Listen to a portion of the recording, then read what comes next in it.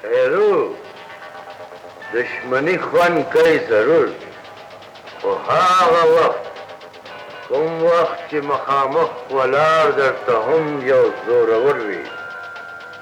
زه خو نه د دشمنۍ په خوند پوهېږم او نه د دوستۍ په خوند پوهېږم. ما نه که د خوند تپوس کې نو ما نه دا تپوس وکړه چې د کومې کټوۍ خوند زیات دی. دا خبرې ستا په خیال کې ټیک دی خیرو، خو دا راته ووایه چې ستا استاد نن سبا چېرته دی او څه کوي؟ ګوره هغه زما استاد نه دی، هغه زما شاګرد دی او هغه زما په مشورو باندې عمل کوي. ما هغه دې ځل ډېر ښه پوه کړی دی چې راځي نو کامیابه به واپس راځي او یو غټه سامه به سیټ کې وهي.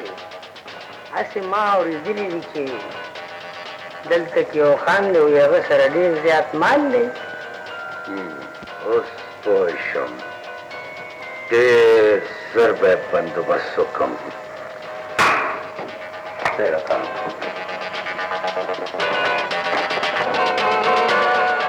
یاره خیرو بنده چې دا دې د چا په بندوبست پسې ور ووتو؟ خیرو بنده تا چېرته د دوستانې په حلوس کې څه داسې اوتې بوتې خوري دي شتې؟ زما خیال دی بچیه خوله دې وښویله.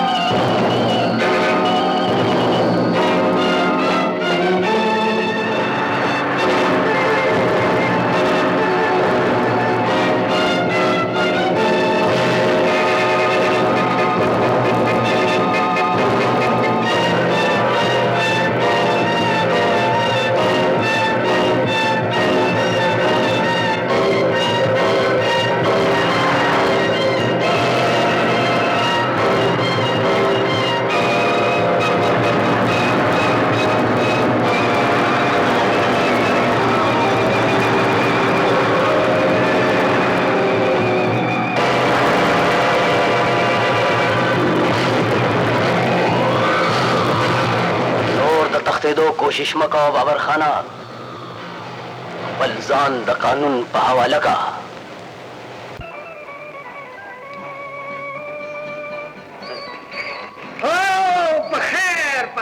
په خیر ما خو ستاسو انتظار کولو. ډېره مهرباني. وایه جي ستاسو څه پکار دي؟ نن دې څه پخ کړي دي؟ هر څه ډېر دي. ستاسو څه پکار دي؟ څه غوښه راکړه. یاره جي که زما منې که نه نو نن غوښه مه خورئ. ولې چې نن ما په خپله طبع او په خپل فرمایش باندې ستاسو دپاره یو دومره زبردسته تلکاري پخ کړې ده چې انګریزانو به هغه تلکاري په شیش محل کې د کټ لاندې خوړه. رښتیا؟ هاو راوغواړم که نه؟ زه راوغواړم. پیسې به راکړي. اول سودا راکړه. اول پیسې. اول سودا. اول پیسې. اول سودا. اول پیسې. دې هوټل ته یې وګوره او دې خوی ته یې وګوره. ها غاله اوږې تږیا. خفه کېږه ما به تا نه پیسې نه وي اخیستې. تلکاري به مې دله مفته درکړې وه خو بغیر د پیسو نه ته به د تلکارۍ په خوند باندې پوه نه شي. هلکه هغه سپیشل قسم تلکاري راوړه چې کوم د دې لپاره ما آډر درکړی و. دې خوا شه مخې ته خو مې مه ودرېږه که نه بوته. دا هغه تلکاري ده. دا هغه تلکاري ده چې په تلکارو کې تلکاري ده. بس خوره او مزې اخله.